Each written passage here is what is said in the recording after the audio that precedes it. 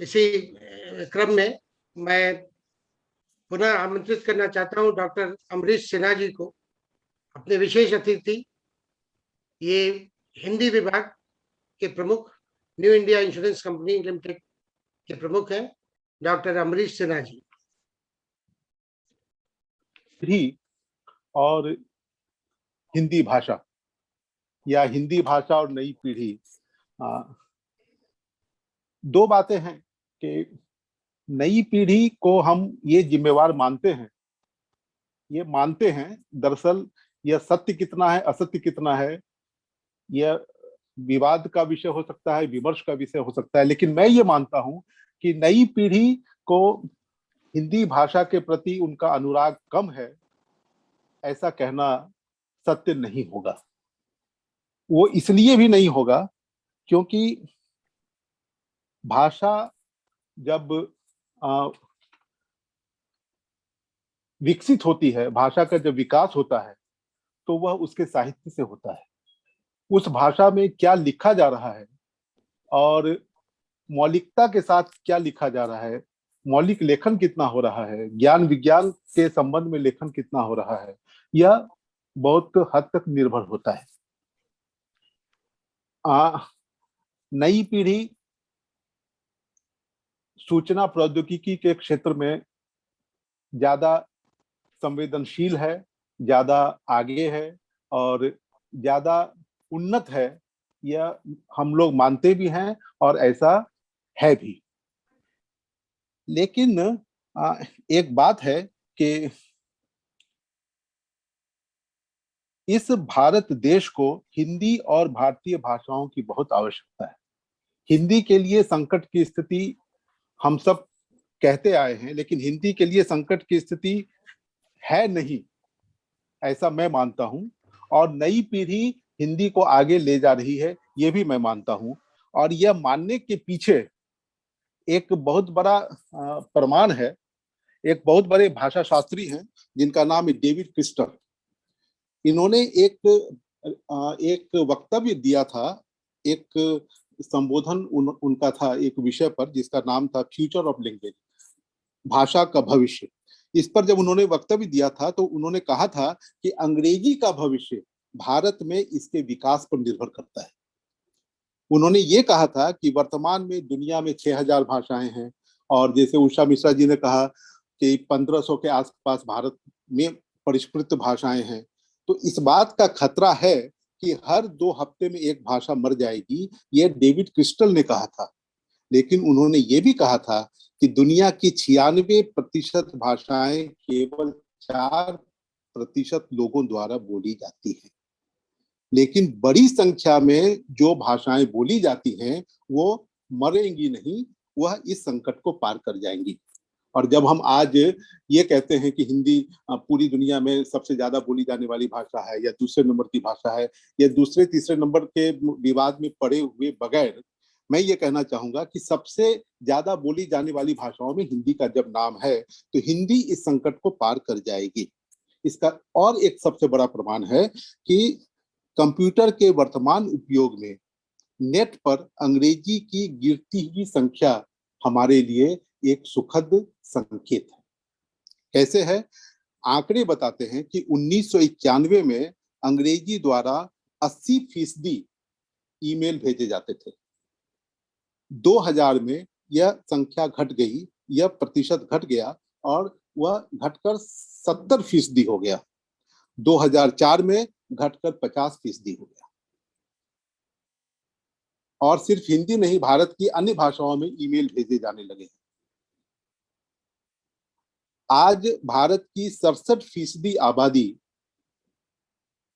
Online रहती है और जहां दुनिया में 14.6 GB डाटा प्रतिदिन औसतन एक आदमी कंज्यूम करता है, एक आदमी उसका उपयोग करता है और 56 करोड़ लोग हिंदुस्तान में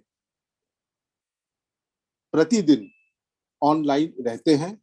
और इस 56% में से आधे लोग यानी 28 से 29 करोड़ लोग हिंदी और दूसरी भाषाओं में ईमेल भेजते हैं।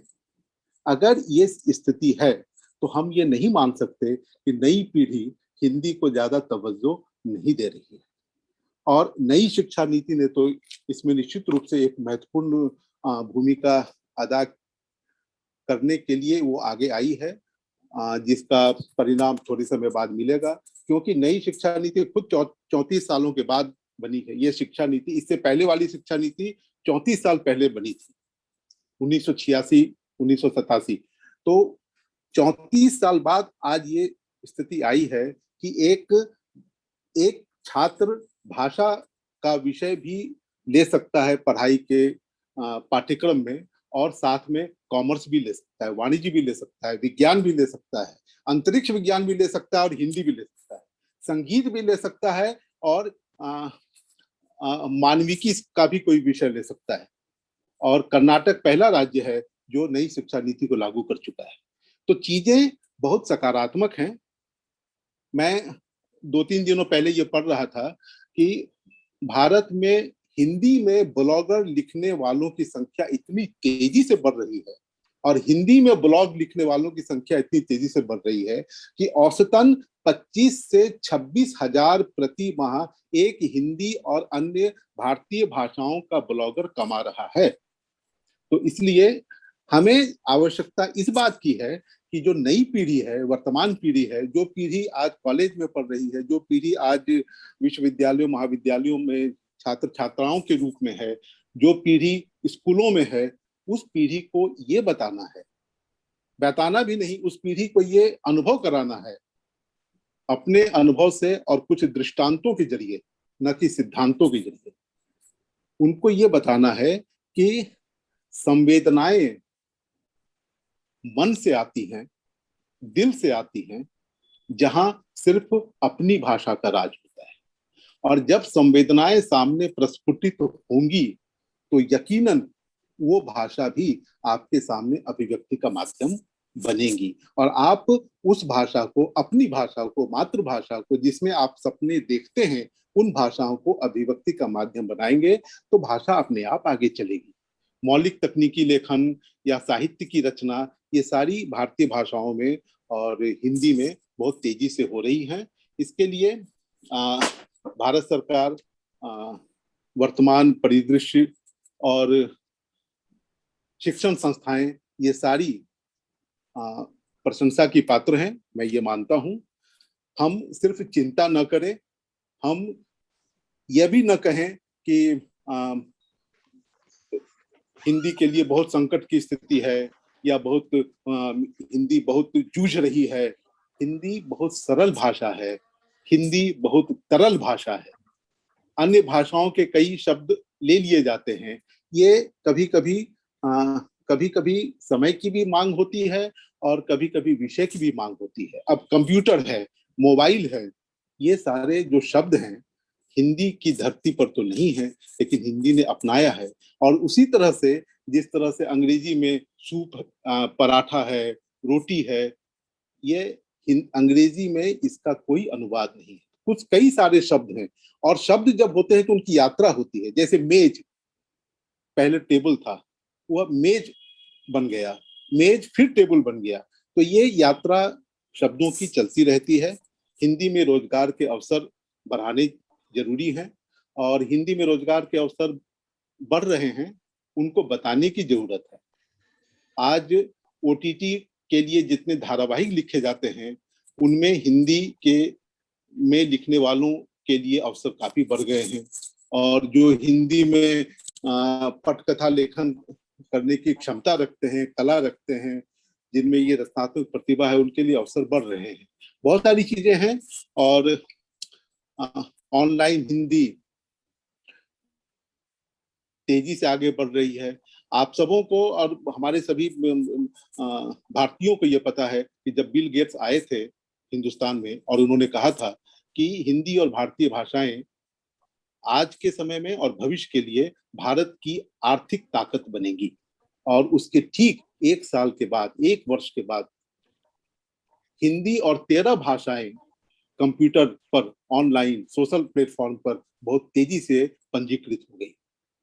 तो इस तरह से मैं ये मानता हूं कि हिंदी बढ़ रही है, तेजी से बढ़ रही है, अपने हिसाब से बढ़ रही है, अपना रास्ता बहुत अच्छी तरह से तलाश कर रही है, अन्य भाषाओं के शब्दों को ले रही है, चाहे वो उर्दू है, महाराष्ट्र में मराठी है, गुजरात में गुजराती है, तो उन शब्दों को अपने साथ समेटते हुए समेकित संस्कृति, कंपोजिट कल्चर, इसके हिसाब से हिंदी आगे बढ़ रही है।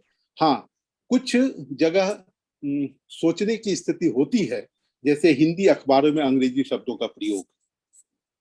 हिंदी अखबार, समाचार पत्र, मीडिया, प्रचार माध्यम, ये सब मानदंड होते हैं, इनसे लोग सीखते हैं। तो हिंदी अखबारों में अगर अंग्रेजी शब्दों का प्रयोग होता है तो इसे खारिज किया जाना चाहिए और इसे हतोत्साहित किया जाना चाहिए, क्योंकि मैं ये मानता हूं कि जो हिंदी अखबार हैं या जहां कहीं भी हिंदी लिखे जाने की बात होती है प्रचार माध्यमों में, और वो अगर अंग्रेजी के शब्दों का प्रयोग करते हैं तो ये उनकी असुरक्षा की भावना है। उन्हें ऐसा लगता है कि सिर्फ हिंदी शब्दों को हम लिखेंगे तो हमारा मार्केटिंग, हमारा विपणन कमजोर होगा। ऐसा है नहीं, क्योंकि कई सारे अखबार हैं जो जरा भी अंग्रेजी शब्दों का प्रयोग नहीं करते और उनको लोग मिसाल के रूप में अपनाते हैं। तो मैं अधिक वक्त नहीं लेते हुए ये कहूंगा कि नई पीढ़ी और हिंदी जो विषय है, हिंदी भाषा, नई पीढ़ी और हिंदी भाषा, नई पीढ़ी संवेदनशील है, नई पीढ़ी ये समझ रही है। मैं बहुत ताजी नई पीढ़ी की बात कहूंगा, क्योंकि कुछ महाविद्यालयों में, जिसमें गोवा में एक महाविद्यालय है, पार्वती बाई चौगुले महाविद्यालय, वहां नई पीढ़ी के सारे बच्चे थे और रोजगार के अवसर के बारे में जब उनसे बातें हुई, उनको उनसे जब चर्चा विचार विमर्श होने लगा, तो उन लोगों ने हिंदी के प्रति इतनी ज्यादा सकारात्मक अपनी बातें रखी। और वो, जबकि गोवा भारत सरकार के जो क ख ग क्षेत्र का जो बंटवारा है, उस हिसाब से गोवा ग क्षेत्र में आता है, बावजूद इसके वो सारे छात्र छात्राएं हिंदी के प्रति बहुत ही चैतन्य दिखी और हिंदी में ब्लॉग लिखने के लिए, हिंदी में फेसबुक पर कंटेंट राइटर जो होते हैं, विषय वस्तु लेखन का काम होता है, इन सब चीजों के लिए वो काफी उत्साहित वहां की छात्र छात्राएं वो दिखी। तो ये सब ये साबित करता है कि नई पीढ़ी हिंदी के प्रति उत्साहित है। हमें उनको और आगे लेकर चलना है, हाथ पकड़कर उन्हें ये बताना है, जतलाना है कि हिंदी में तकनीकी लेखन, हिंदी में ज्ञान विज्ञान की पढ़ाई और हिंदी में सारी चीजें जो सूचना प्रौद्योगिकी के हिसाब से हैं, भारत सरकार जितना सतर्क है, भारत सरकार जितना सक्रिय है, भारत सरकार जितना निवेश कर रही है, आज जीडीपी का लगभग 1.5% से 0.7% ये सूचना प्रौद्योगिकी पर खर्च करने की बात है। आंकड़े ये आगे पीछे हो सकते हैं, लेकिन आजादी के समय 70 के दशक में जितना सूचना प्रौद्योगिकी पर, जितना इंफॉर्मेशन टेक्नोलॉजी पर, जितना ज्ञान विज्ञान पर भारत सरकार जीडीपी के हिसाब से खर्च करती थी, उस हिसाब से आज उस मुकाबले दूनी तिगुनी राशि हो गई है। तो इस हिसाब से मैं ये कहना चाहूंगा कि नई पीढ़ी बहुत ही आशान्वित है, हम भी आशान्वित हैं। हिंदी सरल भाषा है, हिंदी तरल भाषा है और हिंदी सभी भाषाओं को साथ में लेकर के लोगों को जोड़ते हुए अपनी अभिव्यक्ति को, अपने सपनों को नई ऊंचाइयों तक ले जाने के लिए भारत को विश्व में एक नए मकाम, आज आर्थिक ताकत के रूप में हिंदी जानी जाती है, तो ये निश्चित रूप से हिंदी की बढ़ती हुई ताकत है, हिंदी की मजबूत और हिंदी की सशक्त यात्रा का परिणाम है। हम बहुत आशान्वित हैं, नई पीढ़ी बहुत उत्साहित है, हमें उनके कंधे को और भी थपथपाना चाहिए और नई पीढ़ी का जो आंदोलन है, इस आंदोलन में हम आपको न सिर्फ शुभकामनाएं देते हैं राजीव वर्मा जी, शिवेंद्र द्विवेदी जी, हम आपको पूर्णतया सहयोग देते रहने के लिए भी हम आपको आश्वासन देते हैं और आपके तमाम जो सत प्रयास हैं वो सफल हों, इसकी शुभकामनाएं देते हैं। अध्यक्ष महोदय, राजीव वर्मा जी, आप बहुत अच्छी तरह से बोल रहे हैं, शिवेंद्र द्विवेदी जी बहुत अच्छी तरह बोल रहे हैं। आप सबों को पुनः धन्यवाद देते हुए मैं अपने इन सब चंद शब्दों को विराम देता हूं। जय हिंद, जय हिंदी। बहुत बहुत धन्यवाद।